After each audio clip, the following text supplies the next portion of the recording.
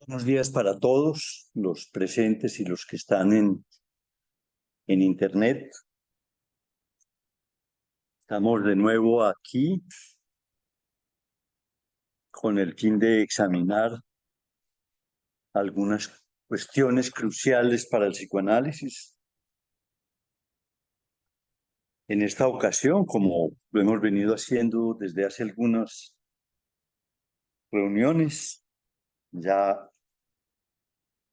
numerosas, para examinar la cuestión del uno, la cual incumbe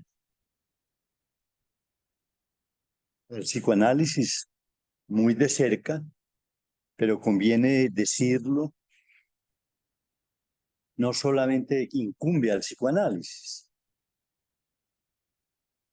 Basta pensar en la fuente, por ejemplo, que Lacan utiliza para interesarse e interesar en el problema del uno, como es el diálogo de Platón llamado Parménides, para establecer que la cuestión del uno le interesa desde tiempos remotos, también a la filosofía y por ello a muchas otras disciplinas. Es obvio que le interesa las matemáticas y que le interesa a muchas otras disciplinas. Así existan, digamos que, diferenciaciones de concepción o usos distintos de la noción de uno. En fin, lo cierto es que el uno señala ante todo un campo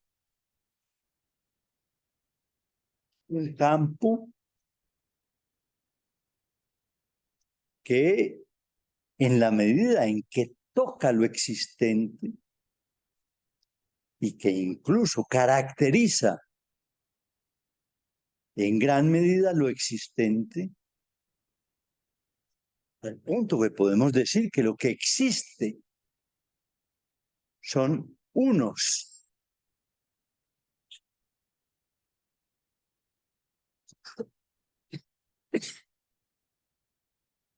Y que si los agrupamos, lo hacemos es a través de lo simbólico.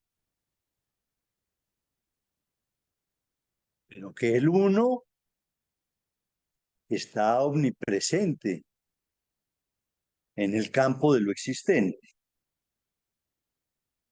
Es una cuestión, pues, que en tanto tal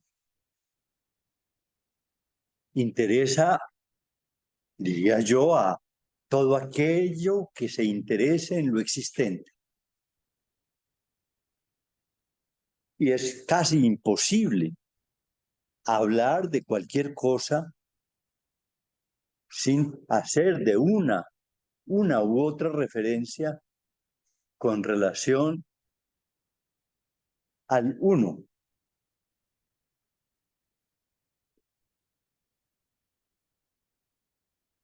El psicoanálisis le interesa, pues, la cuestión del uno por razones muy específicas, parte de las cuales son aquellas que intentamos esclarecer en este contexto. Puedo mencionar inicialmente, simplemente a título de ejemplo, dos cuestiones que se derivan del uno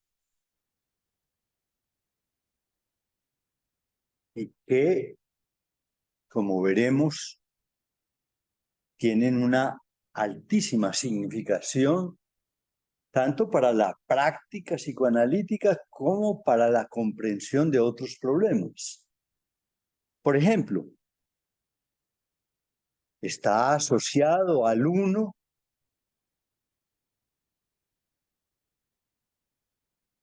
o derivado del uno el problema del individualismo, por ejemplo, que es un problema crucial en nuestro tiempo.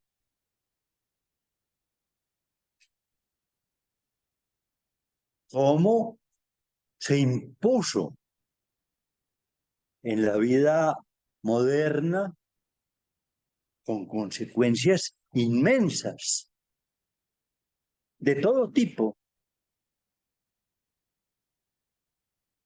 el individualismo, que es una manera de mostrar también la fuerza que tiene el uno?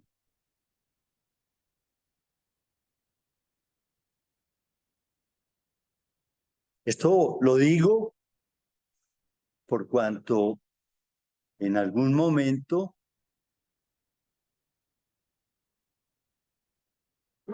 pasaremos o nos ocuparemos un poco del tema del individualismo en la vida moderna, que para decirlo con el vocabulario que hoy se está empleando en los medios de la AMP, se puede nombrar como el individualismo.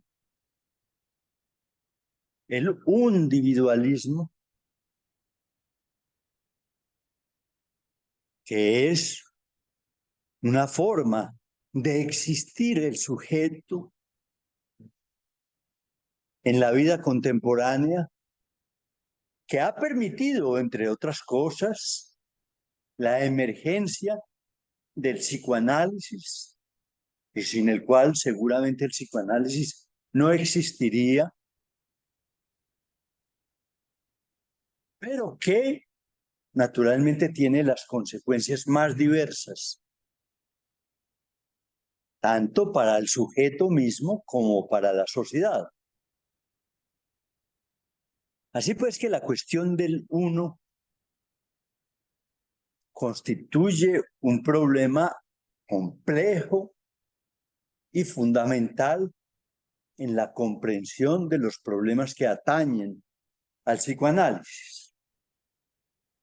Y así como ese del individualismo, menciono un segundo ejemplo del cual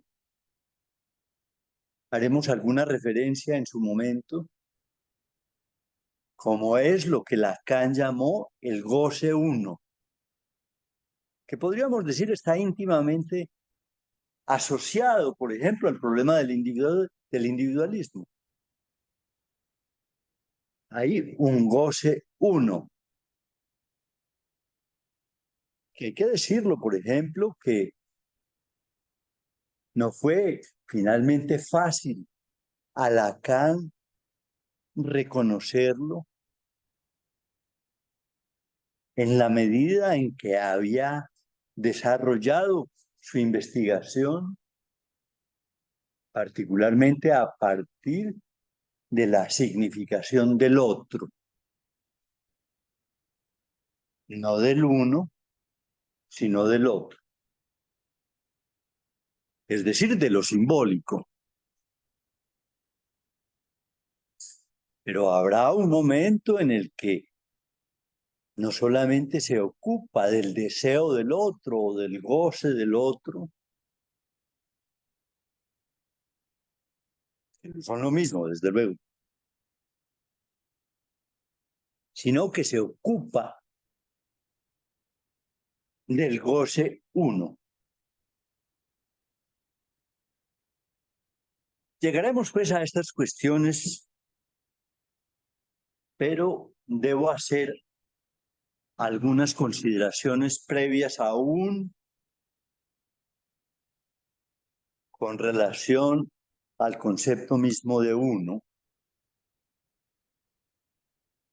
Antes de proseguir, Con esa perspectiva,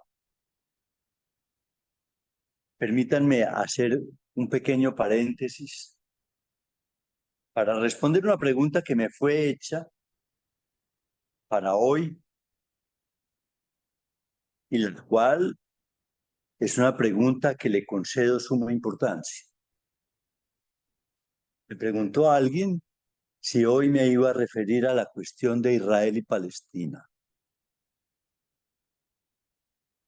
En la medida en que, por ejemplo, ya me he referido en este contexto, por ejemplo, a la guerra de Ucrania y he mostrado algunos aspectos que también le interesan al psicoanálisis.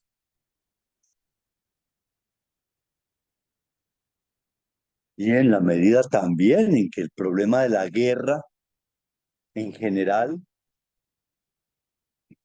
es un problema que al psicoanálisis le ha interesado prácticamente desde sus orígenes. Y esto por razones múltiples.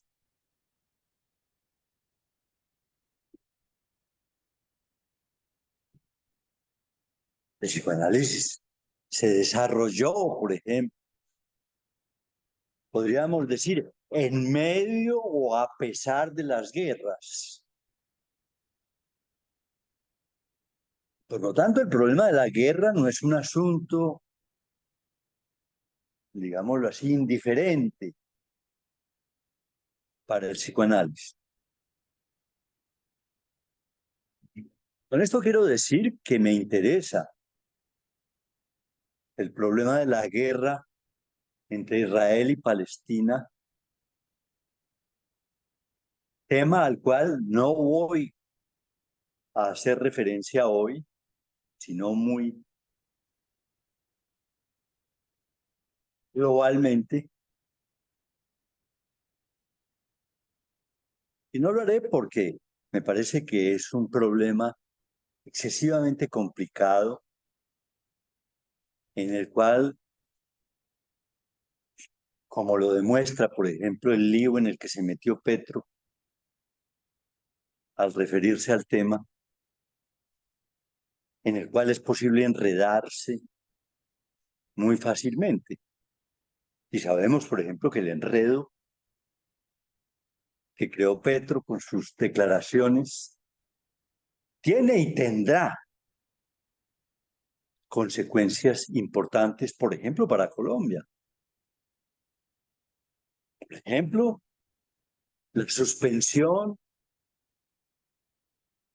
se está negociando eso, de ciertos recursos tecnológicos necesarios, inclusive para la seguridad de Colombia.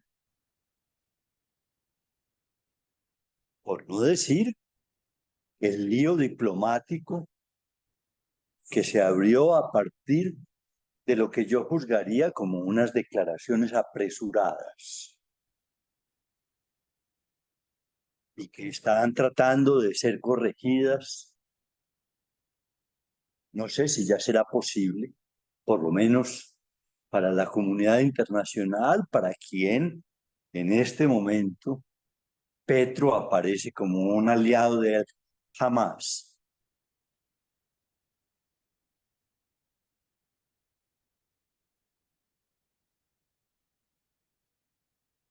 Con esto quiero decir pues que el problema de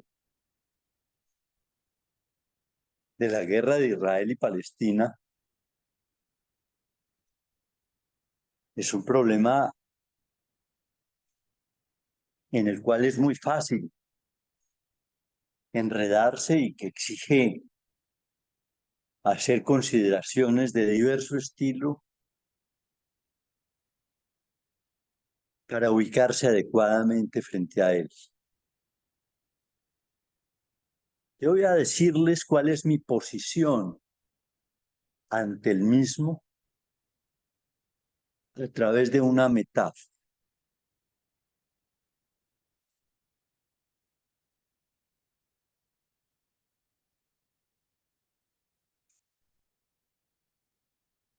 No es bien visto en nuestro tiempo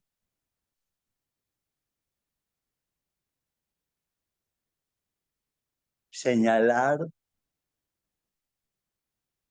lo que podría llamarse una tercera posición.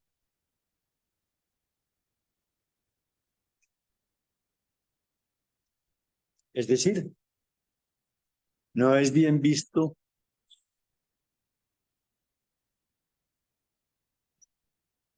no tomar partido por un bando cuando los dos bandos están en conflicto.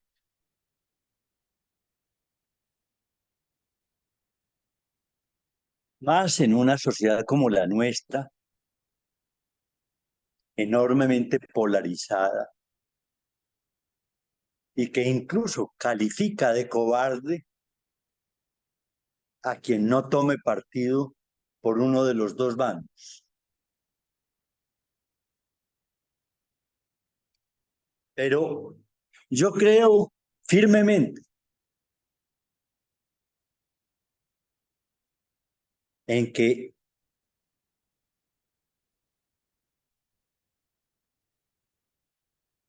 un río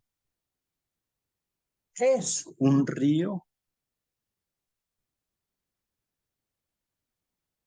cuando no está seco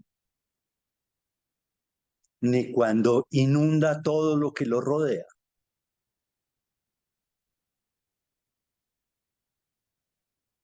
Es decir, cuando no se dan los dos extremos,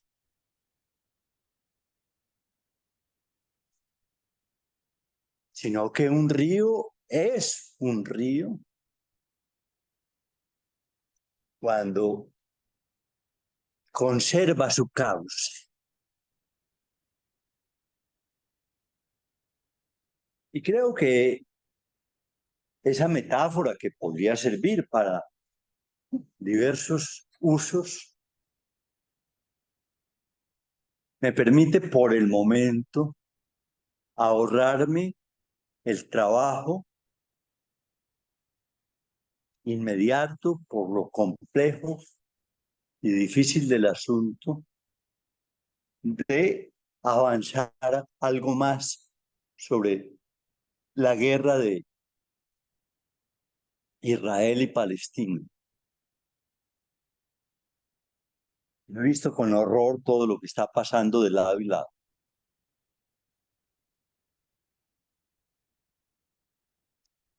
Me parece difícil en ese sentido entender adecuadamente el hecho sin examinar un conjunto de elementos previos. Por lo tanto, permítanme que no diga más sobre el tema a partir de lo que acabo de destacar y vuelvo a la idea de hacer algunas precisiones con relación al problema del uno, sobre lo cual,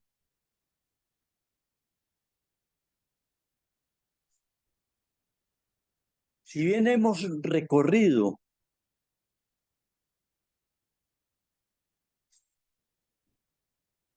diversos asuntos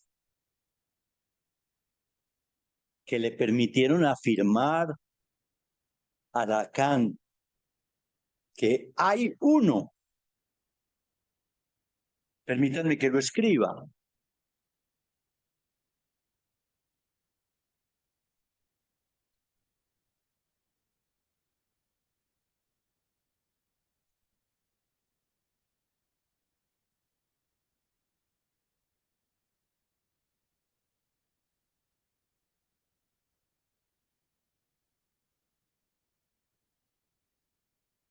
que hay uno, lo cual me condujo en la ocasión anterior a examinar especialmente un texto del analista de la EOL, Gerardo Arenas, quien en su libro Los 11 Unos, ¿sí? Sí, Rodrigo, dígame, sí, dígame. Sí, sí, claro. A ver, es decir, bastaría pensar ese punto para decir que, y creo que tiene usted toda la razón, Rodrigo, bastaría pensar en ese punto para saber que desde la escritura misma de la conclusión que extrae Lacan,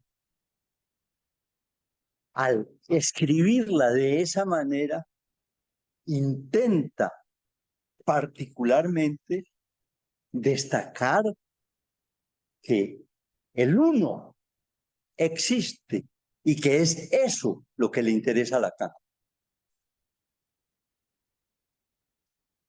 En consecuencia,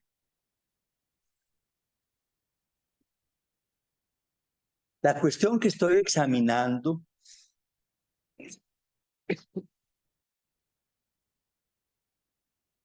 creo que puede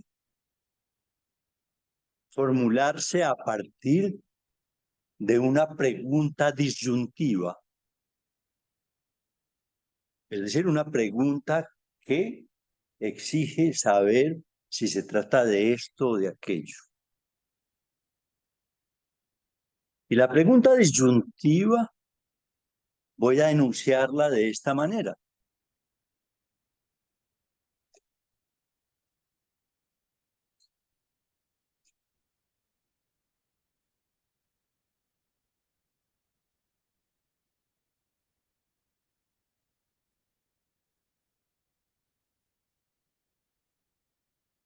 ¿Hay uno o hay unos?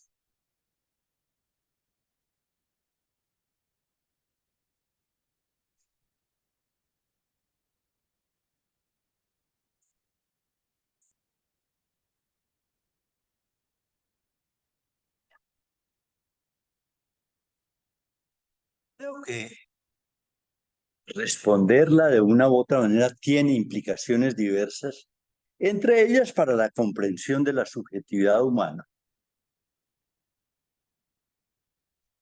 Teniendo en cuenta lo anterior, es decir, esta idea, me decidí a hacer algo que quizás algunos de ustedes han visto. Sabrán ustedes que,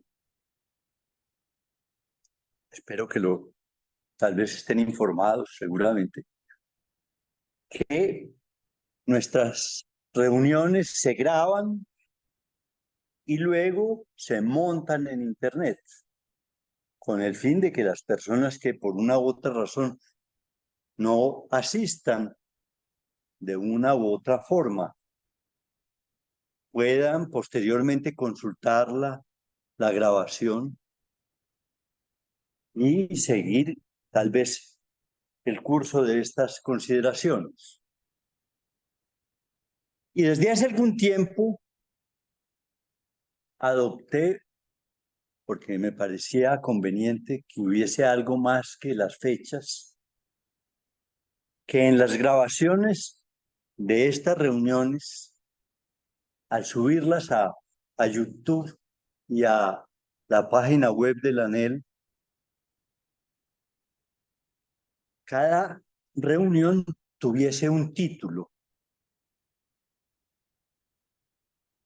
Esto con el fin de orientarse frente al tema tratado en cada reunión. Y entonces decidí para la reunión anterior ponerle como título el que está en el tablero. Es decir, que en la discusión que hice en la ocasión anterior, se puede sintetizar en esa pregunta disyuntiva. ¿Hay uno o hay unos? En la medida en que Gerardo Arenas, a mi juicio, introduce la duda de si hay uno o hay unos. Duda que se ha generalizado en algunos medios lacanianos y que algunos inclusive vienen hablando de un enjambre de unos, con lo cual el uno de Lacan se ha diversificado de manera tal que a mí me parece que se está confundiendo no solamente la comunidad de aquellos que se acercan al problema del uno, sino que se está esencialmente confundiendo lo que traté de señalar la vez pasada, y es la naturaleza del uno con las diversas funciones y propiedades que tiene el uno. Es decir, que el uno ciertamente puede ser, para decirlo con el vocabulario que ideó Gerardo Arenas, el uno puede ser singularizador o el uno puede ser diferenciador o el uno puede aludir a lo único o el uno puede aludir al número uno, pero que ese uno de Lacan es uno y no varios.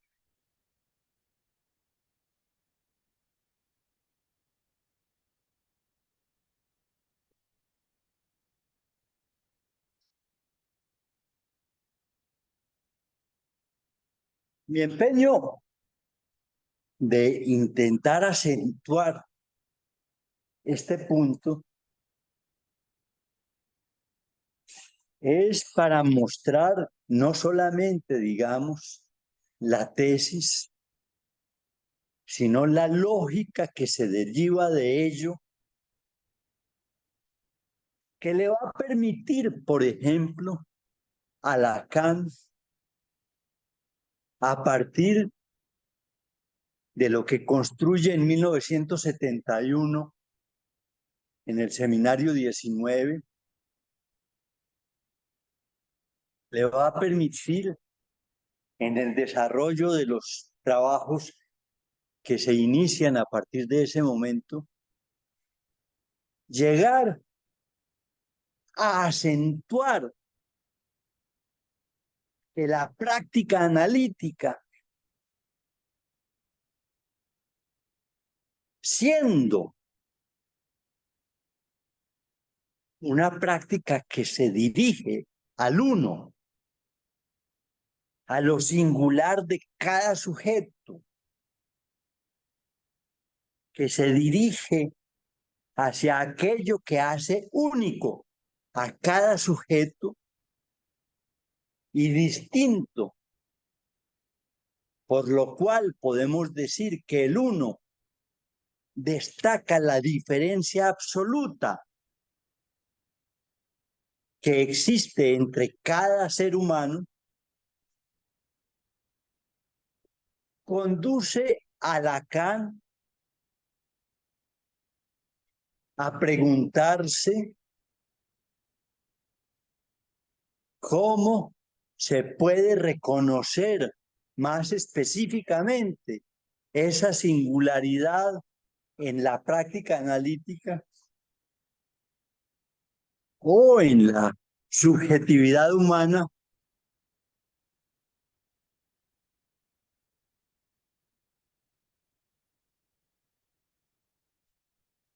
Y en ese orden de ideas, por ejemplo, llegará años más tarde en su seminario 23 a construir un concepto que en cierto sentido condensa toda la elaboración que se deriva desde el uno, y es lo que llamó el Santón. Es decir, eso que caracteriza de sintomático y único a cada sujeto, que lo singulariza, repito, y que además obliga al psicoanalista a abandonar la idea de que su práctica tiene que necesariamente curar lo constitutivo de la singularidad del sujeto.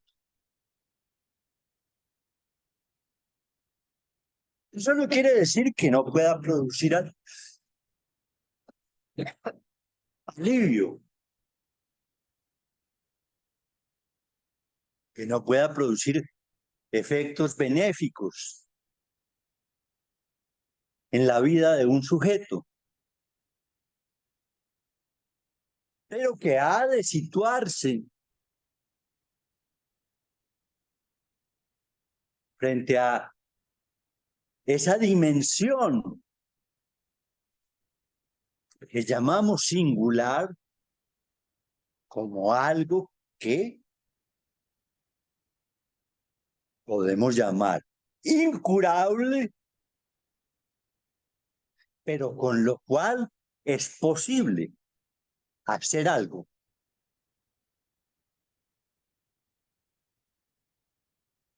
Lo cual constituye, si lo piensan bien, una gran perspectiva no solamente para la práctica analítica de naturaleza distinta, una dimensión terapéutica propiamente dicha, sino que es, en ese orden de ideas, una apertura novedosa sobre lo que a cada sujeto humano le es posible hacer, inclusive con su sufrimiento. No solamente padecerlo, sino convertir eso en una fuente de relación que haga su existencia, digámoslo así, no es positiva.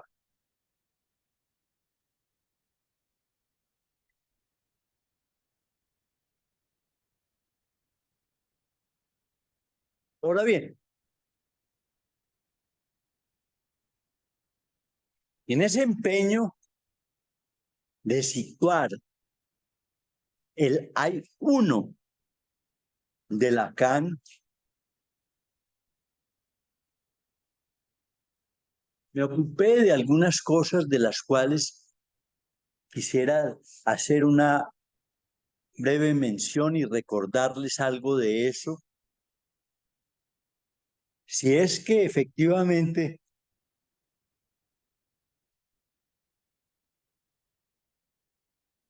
conviene que precisemos mejor la noción de uno, que como vemos a través de textos como el de Gerardo Arenas u otros, parece ser que no basta ser un estudioso de estos problemas, sino que es necesario asumir algunas tesis con todas sus consecuencias.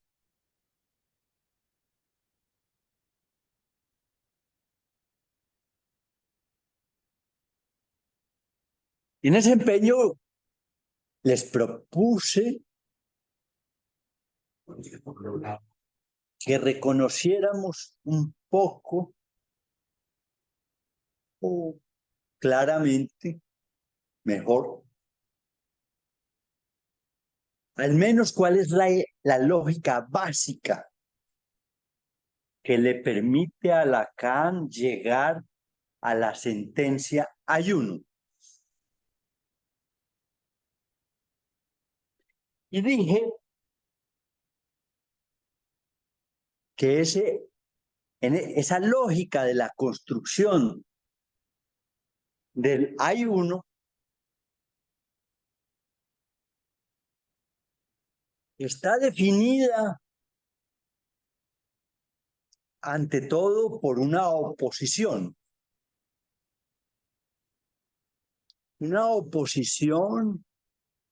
que señala, y es necesario tener en cuenta en forma precisa los términos, que señala que si bien hay uno, eso fue posible decirlo porque previamente había establecido que no hay relación sexual.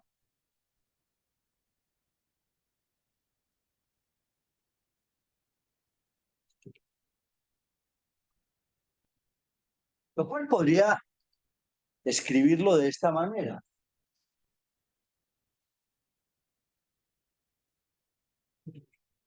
No hay relación sexual.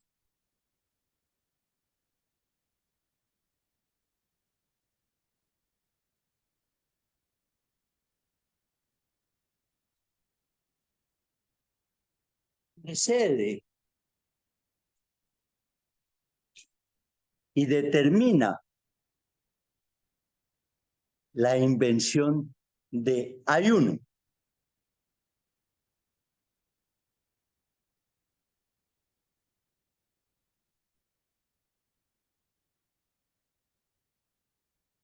Por lo tanto, permítanme que me sitúe un poco en torno a la afirmación no hay relación sexual, a esa tesis que no deja de ser complicada y que me interesa particularmente destacar en la medida en que en ambas fórmulas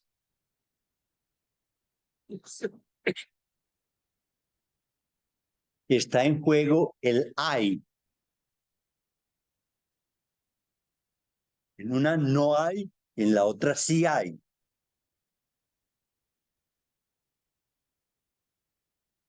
Pero antes de destacar plenamente ese punto, me interesa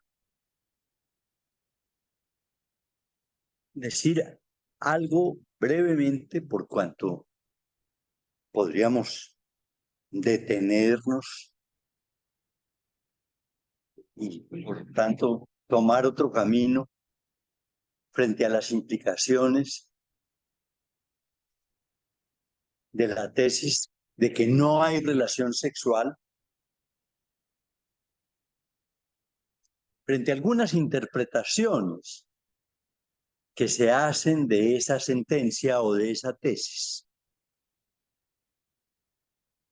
Por ejemplo, hay algunos que han llegado a sostener que lo que dice Lacan es que el amor no existe.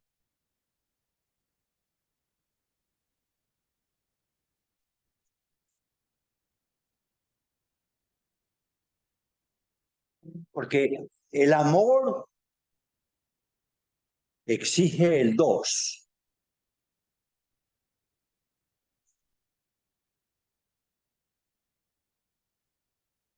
Y que lo que estaría destacando Lacan sería una especie de solipsismo esencial del sujeto humano.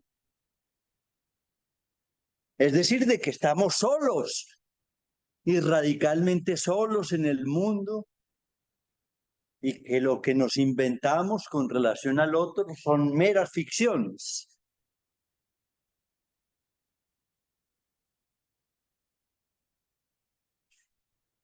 Un punto delicado ese. Y un punto muy delicado en la medida en que, por ejemplo, toca algo que sabrán ustedes que Lacan elaboró juiciosamente. Y es la idea de que nuevamente volvemos a aquello de la existencia, de que el otro no existe y que parecería ser complementario de esto, de la no relación sexual.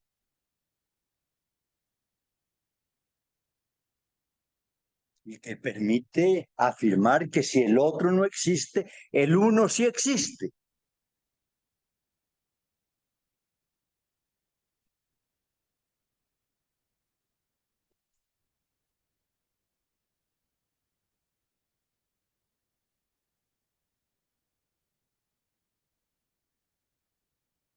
Cuando dice Lacan que el otro no existe, quiere desconocer que el campo de lo simbólico existe.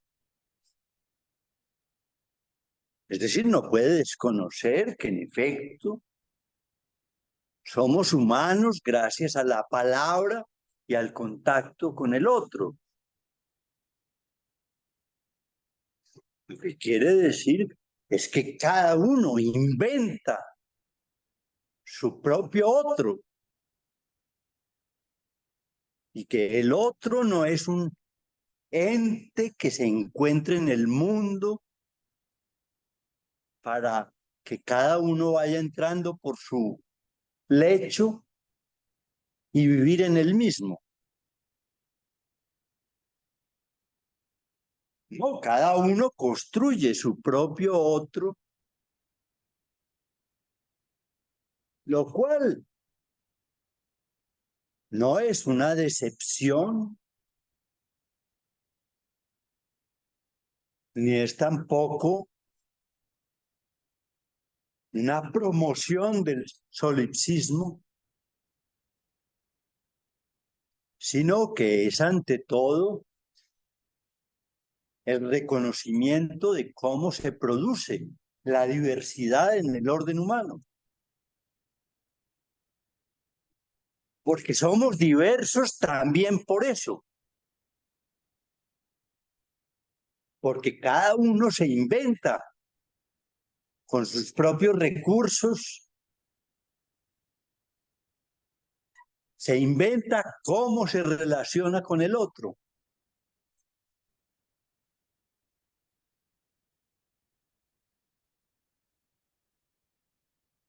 Así pues que la tesis de que no hay relación sexual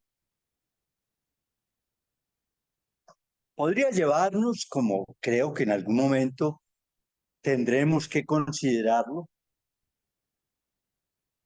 a examinar problemas tan específicos y complejos que tienen que ver con el uno, como es el problema del amor. No solamente del amor por sí mismo, que ciertamente es necesario, porque si no, no podemos ser responsables de nosotros mismos,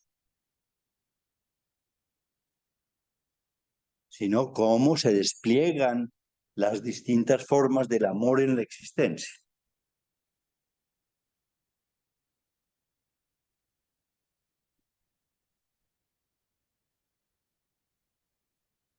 ¿Hasta qué pues que En esta secuencia que va del no hay relación sexual al hay uno, es necesario situar lo que conviene nombrar y aún escribir adecuadamente. Y es que con el hay se destaca en particular el campo de lo existente.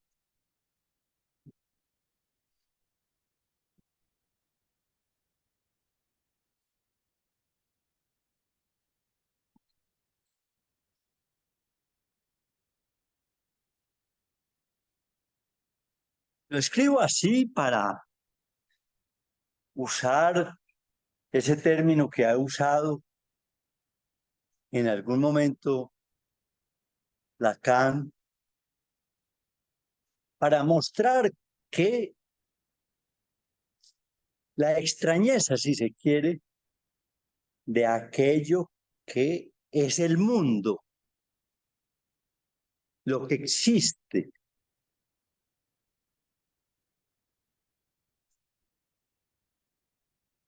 y cómo esa extrañeza puede conducir, digamos, a la riqueza de la producción humana. Si aquí estuviese, por ejemplo, un diseñador industrial, tal vez, por ejemplo, estaría reconociendo la singularidad de este vaso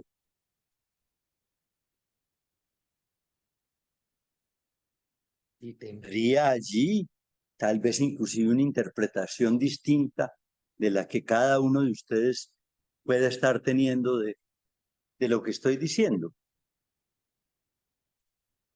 Perdón. Puse la K, que ciertamente hay que reemplazarla por la X, para acentuar ese carácter extraño, eh, que en algún momento Lacan usó,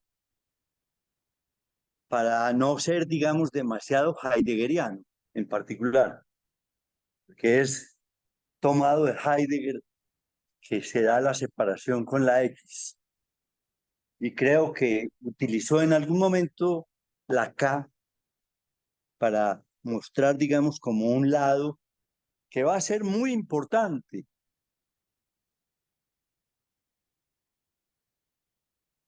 y que me permite en este sentido plantear algo que no es un tema menor en este contexto, como creo que ya lo hemos visto. Y es que el campo de lo existente es el campo a donde quiere conducir Lacan cuidadosamente, diría yo, muy cuidadosamente, la práctica analítica. Es decir, extraerla un poco, sin olvidarla, hay que decirlo, del campo de lo simbólico para llevarla al campo de lo real. Con lo cual estoy diciendo que estoy tratando como sinónimos en principio el término de existencia y el término de real. Es decir, que lo existente para Lacan, pensado así, en la extrañeza de lo existente, es aquello que va a insistir como lo real.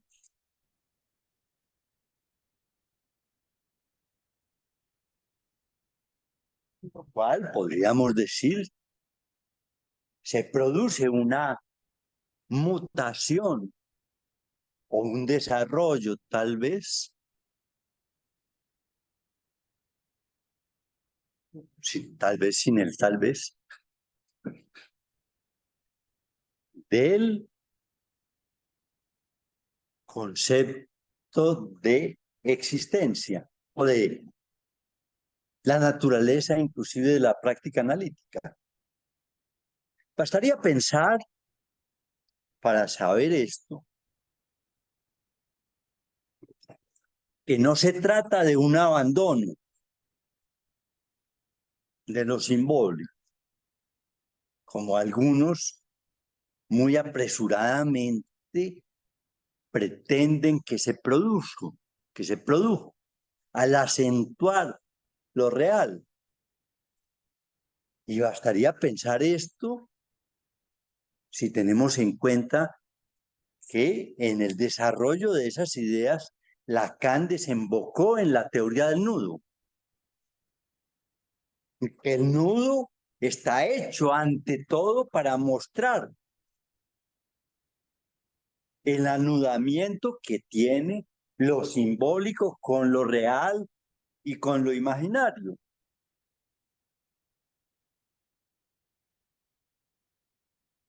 Por tanto, no se trata de un abandono, sino de algo que, permítanme acentuar ese término, una acentuación de lo real con el fin de que sea objeto de trabajo en su gran dificultad, puesto que lo real no es sencillo.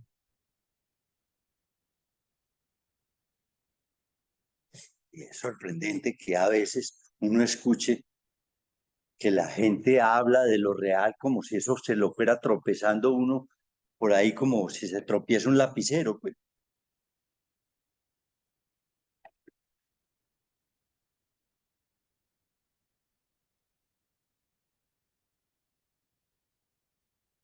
En ese sentido, pues, se trata de algo que se acentúa a partir de la categoría de uno, con lo cual estoy diciendo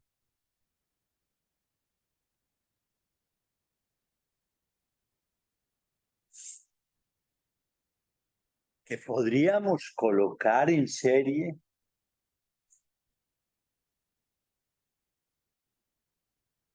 tal vez lo vean, algunos términos.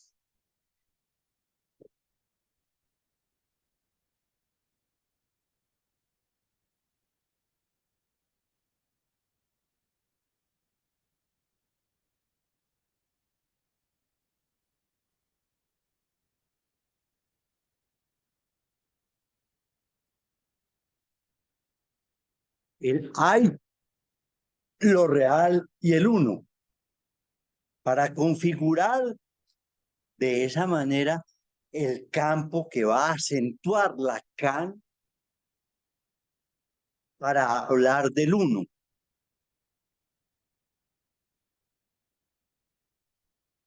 que es algo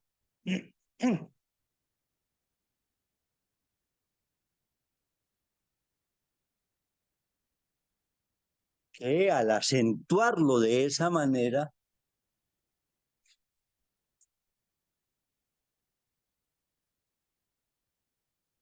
le permitió a Lacan en primer lugar y siguiendo a Lacan, a Jacqueline Miller,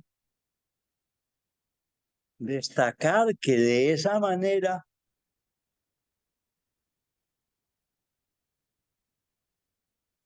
el psicoanálisis podría distanciarse de lo que podríamos llamar toda dimensión ontológica.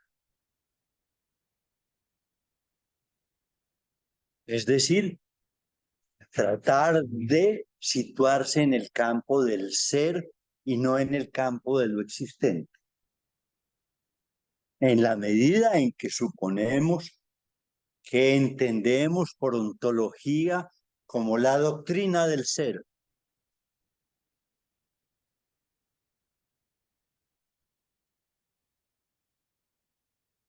Y por tanto, podríamos decir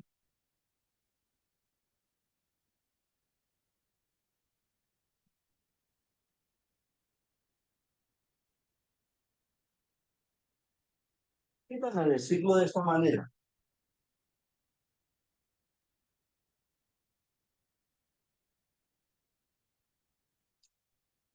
Pongo el signo versus, que es exagerado, ciertamente, para acentuar que este campo se opone a este otro que es el del ser,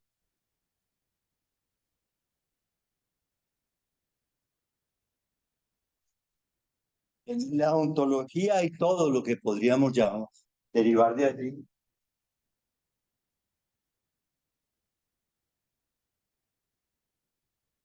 Es decir, todo lo que llamamos la esencia.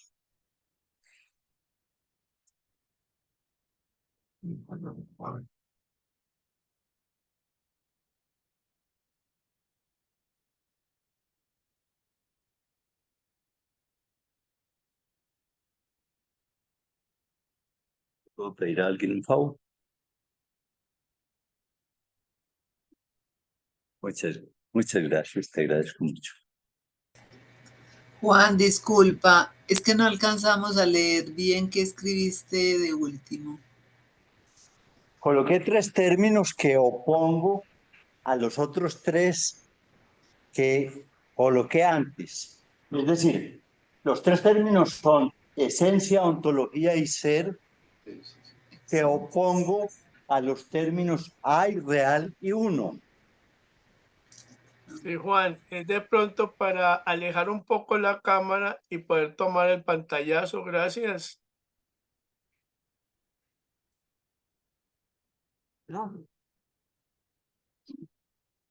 ¿Quedó claro?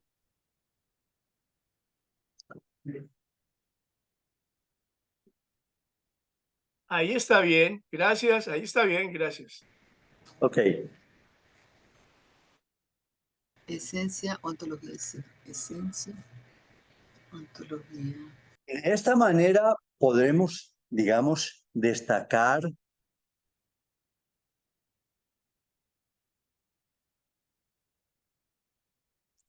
esto que venimos hablando, y créanme que eso me perturba cuando me coloco ante ustedes, y me perturba profundamente. Y es que no sé si esto es o demasiado sencillo o demasiado complejo.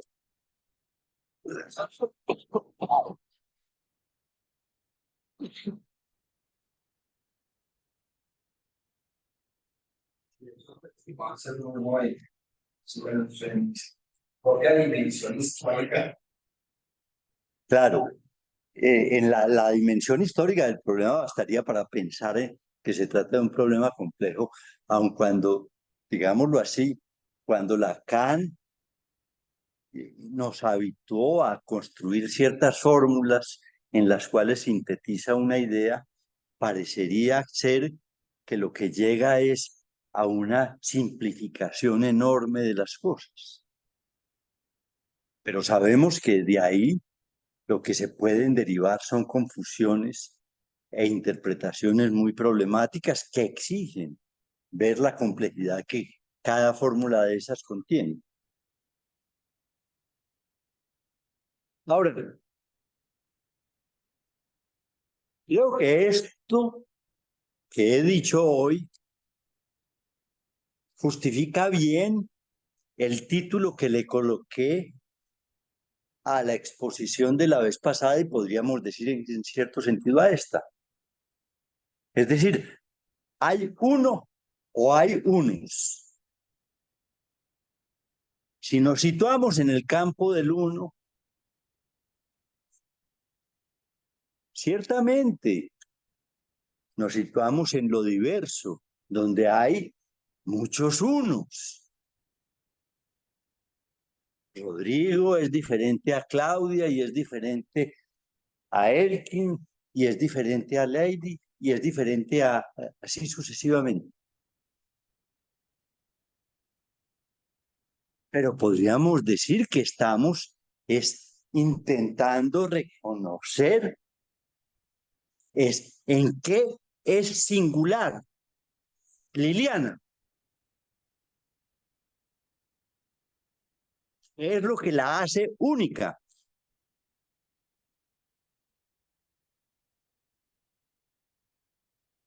¿Y qué es eso lo que le interesa a Lacan?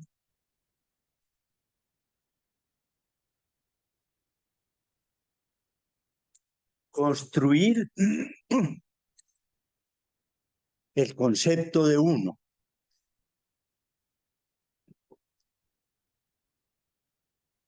Ahora bien, recordarán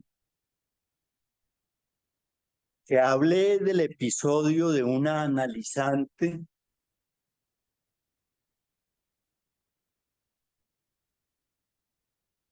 en el que esta mujer estalló en llanto en una representación teatral y que invoqué ese ejemplo para ilustrar algo del uno. Y debo decir que me perturbó mucho algunas preguntas que se me hicieron o comentarios con relación a ese caso, porque alguien me dijo, bueno, está muy claro el caso y está muy bien que eso nos permite señalar algunas cosas. Pero ¿dónde está el uno?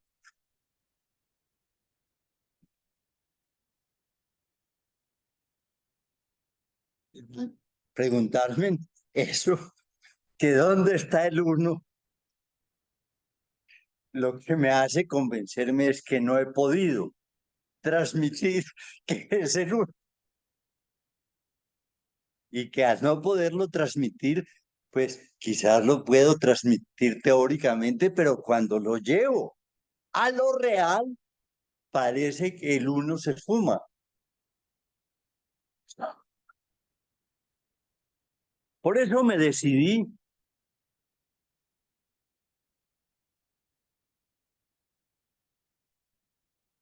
a tratar de decir algo, si se quiere, muy sintético, que lo he venido ya señalando.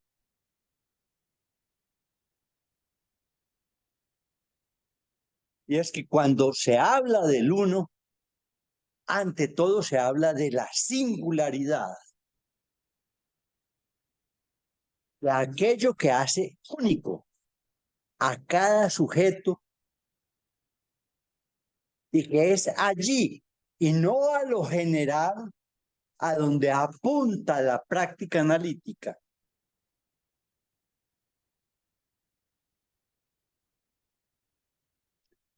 Esa mujer me pareció a mí, creo yo, pero puedo intentar sustentarlo ampliamente. Al estallar en llanto,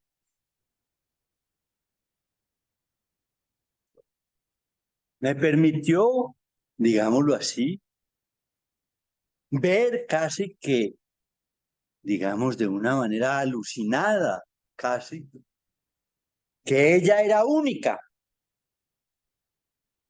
que era singular en esa sala, en la cual para todos los espectadores se representaba la misma escena y que sin embargo ninguno de los espectadores estalló en llanto, ninguno se tuvo que salir de la sala, sino que fue solo ella, una mujer que por lo demás dije que de una parte se caracteriza por su serenidad y de otra parte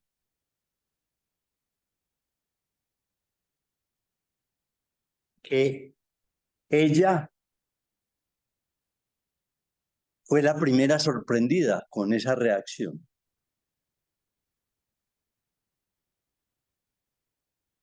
lo cual le obligó, dije, a llevar al análisis lo que le había pasado, con la advertencia que no iba a hablar del hecho y que me pedía que no la molestara con eso.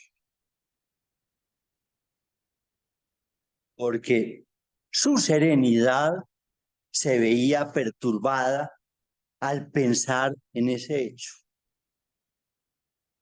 Lo cual me permitió entender algo, no solamente de la singularidad de ella, sino de la singularidad de su análisis. Es decir, que esta mujer, por ejemplo, había tenido, como lo dije, uno de los ejes de trabajo fundamental de su análisis durante mucho tiempo, lo que llamaría una protesta contra la madre. Una protesta porque la madre desconocía ciertas cosas de ella y porque había tenido que crecer ella solucionando problemas de distinta índole a partir de ella misma, lo cual la había enriquecido, podríamos decir paradójicamente.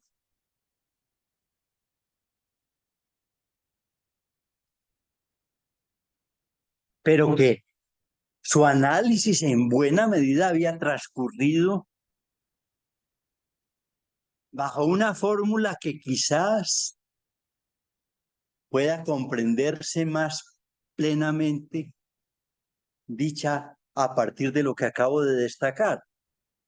Había transcurrido bajo la idea, para usar o evocar mejor una fórmula freudiana: madre, ¿por qué hiciste eso? Y me lanzaste en brazos de un abusador.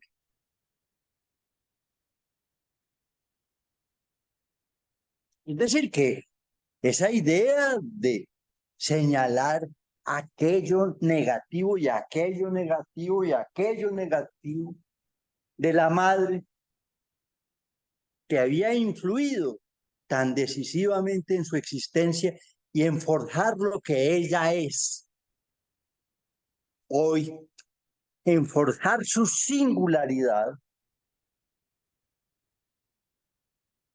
se había construido a partir de lo que llamo una protesta ante una experiencia que para ella fue, podríamos decirlo así, traumática. Ser objeto de un abuso por un adulto, siendo ella niña.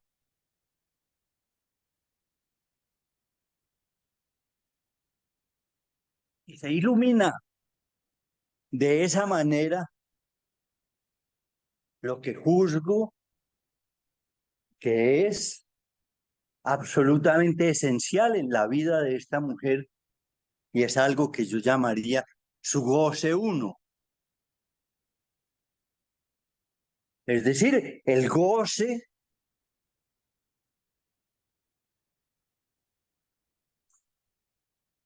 de construir su vida a partir de una oposición a la madre.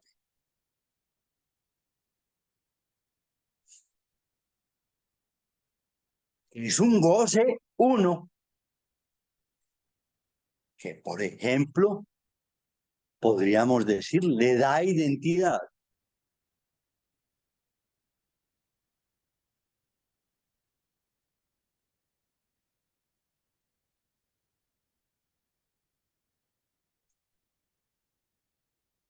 Con esto quiero decir que un análisis como tal no consiste simplemente en respetar la singularidad del paciente,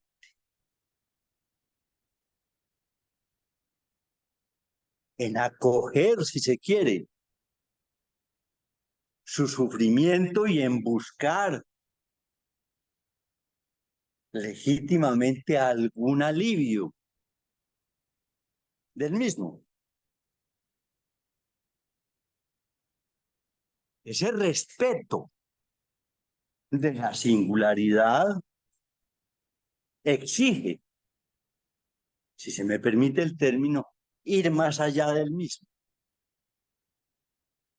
Es decir, intentar mostrar y que el paciente sea capaz de apropiarse de eso. ¿Cuáles son las consecuencias de su goce? ¿Cuáles son las consecuencias que ha tenido en su existencia construir una singularidad? Para que haga algo con eso.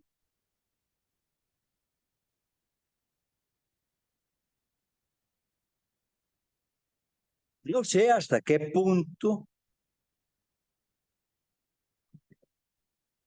esto permite decir cuál es el uno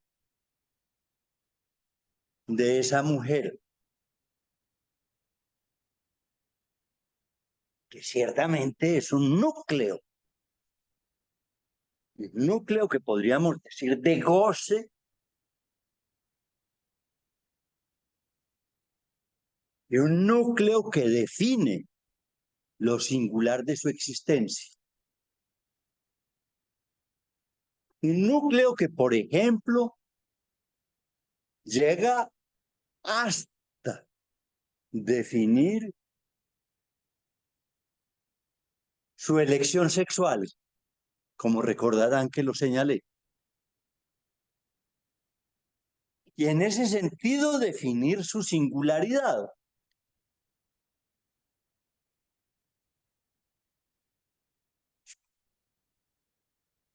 Puede decirse, pues, que en ese orden de ideas, un análisis es algo más que un respeto, sino extraer y que el sujeto sea capaz de hacer algo con eso, las consecuencias del reconocimiento de su singularidad.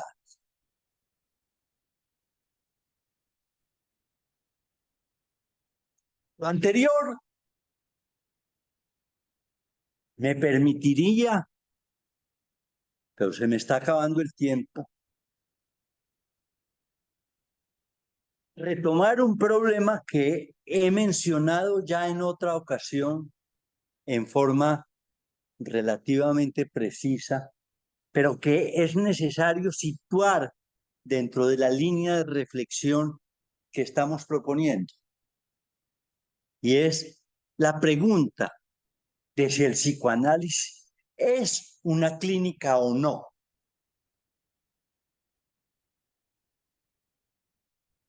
¿Cuál nos plantea la necesidad de aclarar qué es una clínica?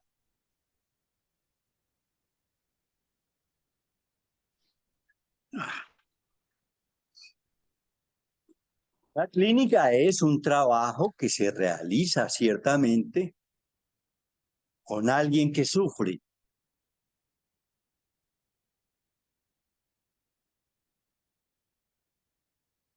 con alguien que padece de sus síntomas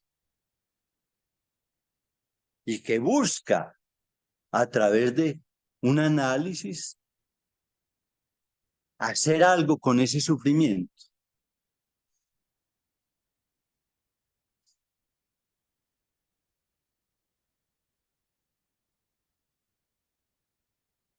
Pero es que, como lo han señalado los mejores exponentes de ese arte que es la clínica,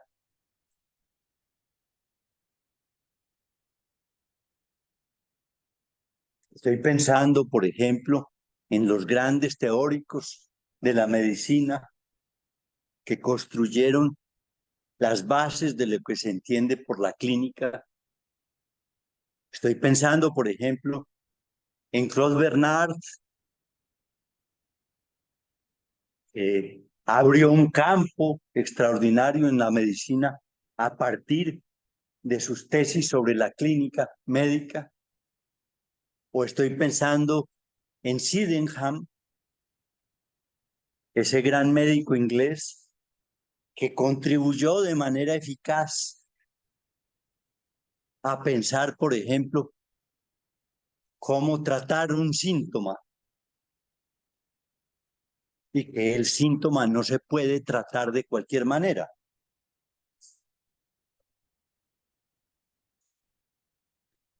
Esos fundadores de la clínica dijeron que la clínica consiste sobre todo en el arte de clasificar. Es decir, colocar a un sujeto en una categoría clínica. Es decir, este es un tuberculoso, este es un histérico, o este es un psicótico.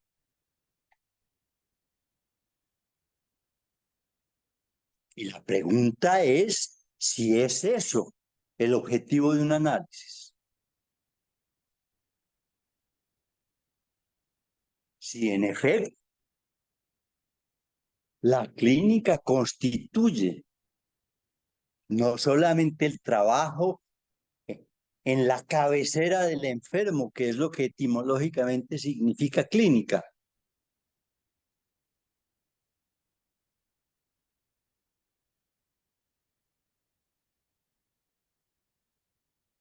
sino que es el arte de clasificar y que a partir de ese arte sea posible determinar un tratamiento.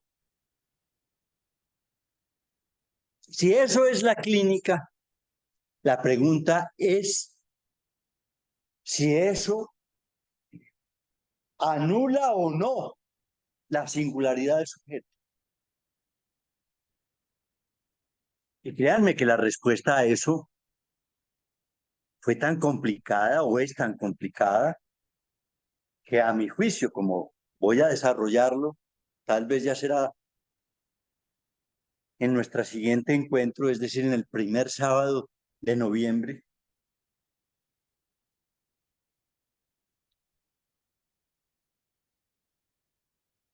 Sí, el psicoanálisis en efecto puede considerarse como una clínica. O si la clínica es un trabajo previo a un análisis. Voy a dejar por hoy ahí y espero poder encontrarme con ustedes de nuevo el primer sábado de noviembre, en nuestra costumbre de encontrarnos el primero y el tercer sábado, y poder en ese sentido continuar con las reflexiones relativas a esto. El 4 de noviembre. El 4 de noviembre.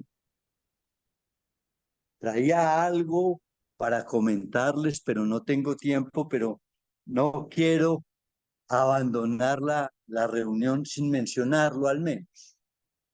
Quería hablarles algo de dos autores que tienen mucho que ver con esto que estamos hablando y que son dos autores que les recomiendo que pudieran leer.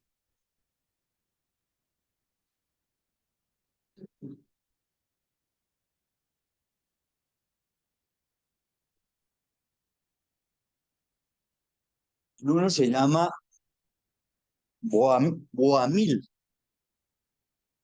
Raval,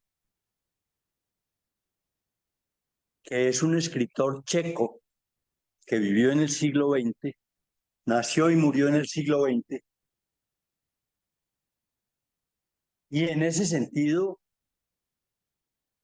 por ejemplo, les recomiendo particularmente una novela que este autor escribió y que tiene un título que desde el título mismo creo que se podría decir que es una forma literaria de definir el uno.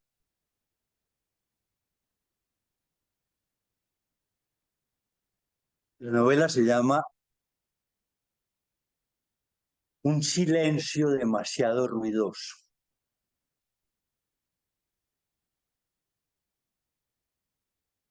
Es una novela corta, infortunadamente no es muy fácil de conseguir, pero es una novela que permite, digamos, no solamente entretenerse un buen rato con una historia interesante, sino tener algunas reflexiones también con relación a algunos de los temas que hemos tratado aquí. El otro es un autor que ya he mencionado aquí, que se llama Nuccio Ordini.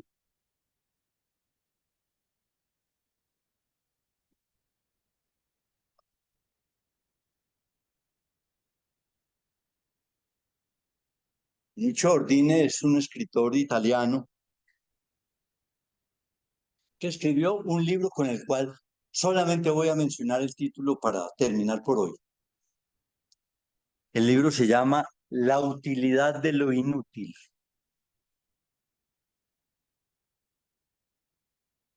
Es este librito que tengo aquí. La utilidad de lo inútil, que como ven es un libro más bien corto, pero un libro donde encontrarán reflexiones interesantes y recomendaciones literarias que seguramente van ustedes a apreciar. Muchas gracias y los espero dentro de 2 semanas, es decir, el 4 de noviembre. Hasta luego. Juan Fernando, muchas